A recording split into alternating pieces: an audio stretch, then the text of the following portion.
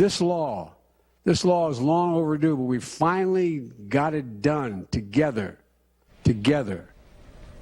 President Biden signing the Honoring Our PACT Act while surrounded by veterans and surviving family members, and marking a personal win for the president after his eldest son, Beau, died of cancer years after deploying in Iraq. It's a bill that some veterans groups call the most significant veterans health care legislation ever. Valley Congressman Dr. Raul Ruiz there at the White House to see the signing firsthand for a law he spent years advocating for. Congressman Ruiz promised a local veteran that he would make noise about the issue of toxic burn pits.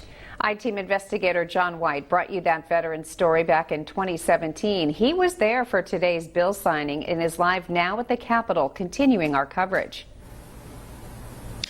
Well, Karen and Peter, we were at that bill signing this morning at the White House, and now we are here tonight at the nation's capital, all because of local veteran Jennifer Kepner. She was certain that her pancreatic cancer was caused by burn pit exposure. She told me her story, as you said, in 2017, just months before dying at the age of 39, while fighting, for benefits that the VA was denying for her health care and also for survivor benefits should she need them for her 2 children and husband, Ben Kepner. And she was on the minds of many today at the White House when those benefits were guaranteed for many others like her.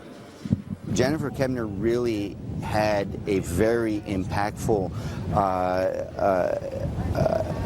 influence in this historic bill. She called me to tell me that she knew that there was something wrong with her and that she was going to fight with everything she had in her to make sure that no one else went through this.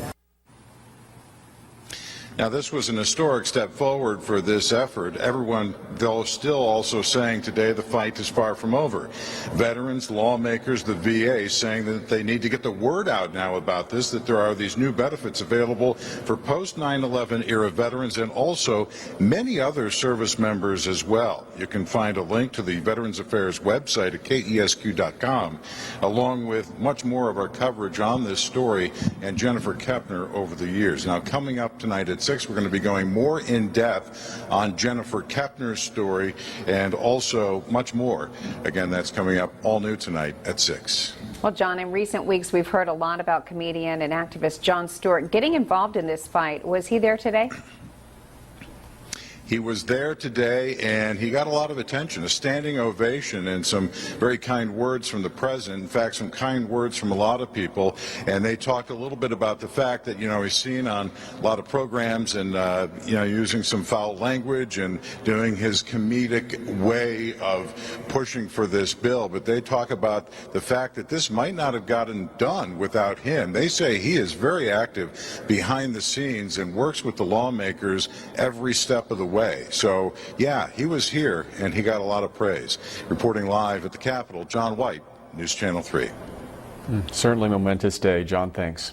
And our in-depth coverage continues now. As we have reported, the purpose of the PACT Act is to help veterans exposed to toxins while serving and their families get the health care and benefits they need. One of the main changes is to the timeline for veterans to enroll in VA health care.